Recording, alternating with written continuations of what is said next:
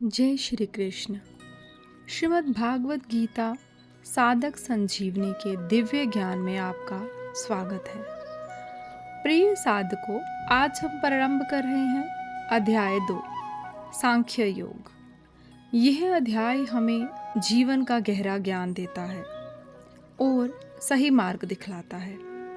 आइए श्रद्धा और ध्यान के साथ इस अध्याय की शुरुआत करते हैं। सबसे पहले इस अध्याय के आरंभ में दी हुई अवतरणिका को समझते हैं। ओम श्री परमात्मने नमः।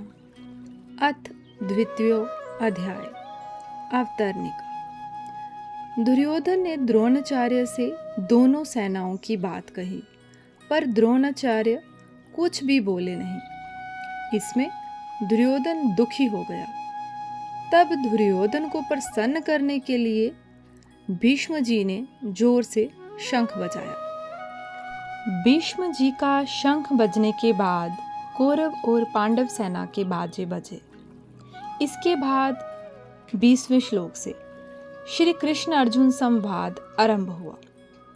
अर्जुन ने भगवान से अपने रथ को दोनों सेनाओं के बीच में खड़ा करने के लिए कहा।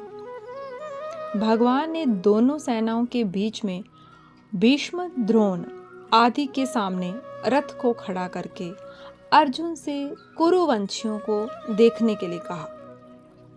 दोनों सेनाओं में अपने ही स्वजनों संबंधियों को देखकर अर्जुन में कौटुंबिक मोह जागृत हुआ, जिसके परिणाम में अर्जुन युद्ध करना छोड़कर वाण सहित धनुष का त्याग करके रथ के मध्य भाग में बैठ गए।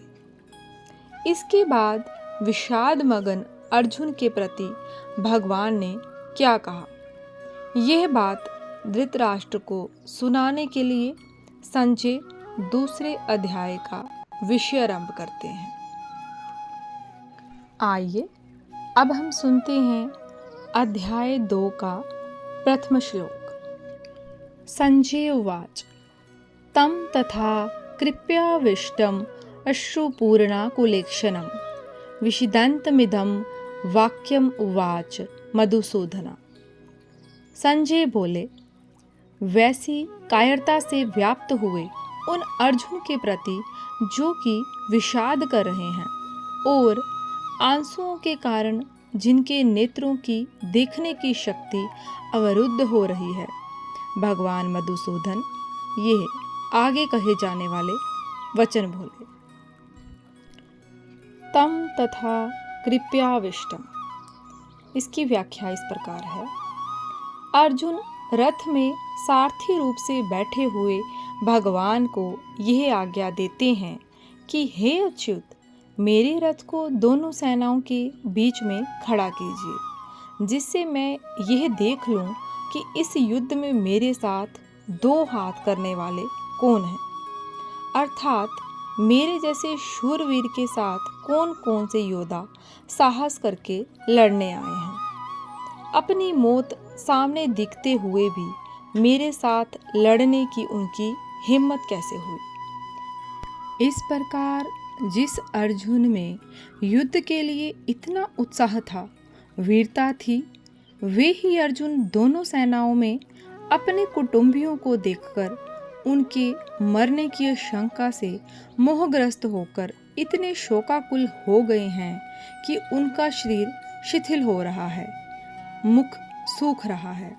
शरीर में कंपकंपी आ रही है, रोंगटे खड़े हो रहे हैं, हाथ से धनुष गिर रहा है, त्वचा जल रही है, खड़े रहने की भी शक्ति नहीं रही है और मन भी भ्रमित हो रहा है। कहाँ तो अर्जुन का यह स्वभाव कि न दैन्यम न पलायनम, और कहाँ अर्जुन का कायरता के दोष से शोकाविष्ट होकर रथ के मध्य भाग में बैठ जाना। बड़े आश्चर्य के साथ संजय यही भाव उपर्युक्त पदों से प्रकट कर रहे हैं। पहले अध्याय के 28वें श्लोक में भी संजय ने अर्जुन के लिए कृपया पर्याविष्टा पदों का प्रयोग किया है। अश्रुपूर्णा कुलेक्षणम। अर्जुन जैसे महान शूरवीर के भीतर भी कौटुंबिक मोह छा गया और नेत्रों में आंसू भर आए।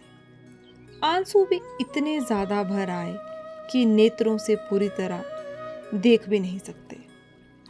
विषिदन्तमिदं वाक्यम उवाच मधुसूदना। इस प्रकार कायरता के कारण विषाद करते हुए अर्जुन से भगवान मधुसूदन ये आगे दूसरे तीसरे श्लोक में कहे जाने वाले वचन कहे। यहाँ विषिदंत उवाच कहने से ही काम चल सकता था। इदम वाक्यम कहने की जरूरत ही नहीं थी, क्योंकि उवाच क्रिया के अंतर्गत ही वाक्यम पद आ जाता है। फिर भी वाक्यम पद कहने का तात्पर्य है कि भगवान का यह वचन, यह वाणी बड़ी विलक्षण है। अर्जुन में धर्म का भाना पहनकर जो कर्तव्य त्याग रूप बुराई आ गई थी, उस पर यह भगवद वाणी सीधा आघात पहुंचाने वाली है। अर्जुन का युद्ध से उपराम होने का जो निर्णय था, उसमें खलबली मचा देने वाली है। अर्जुन को अपने दोष का ज्ञान कराकर अपने कल्याण की जिज्ञासा जागृत करा देने वाली है।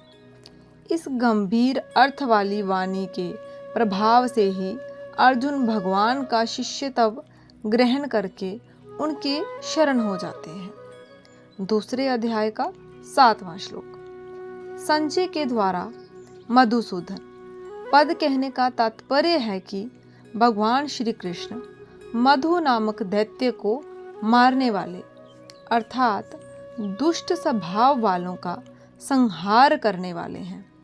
इसलिए वे दुष्ट स्वभाव वाले दुर्योधन आदि का नाश करवाए बिना रहेंगे नहीं। इस श्लोक के संबंध में भगवान ने अर्जुन के प्रति कौन से वचन कहे, इसे आगे के 2 श्लोकों में कहते हैं। प्रिय साधकों, इस प्रकार हमने श्रीमद् भागवत गीता साधक संजीवनी अध्याय 2 का प्रथम श्लोक और उसका भावार्थ समझा।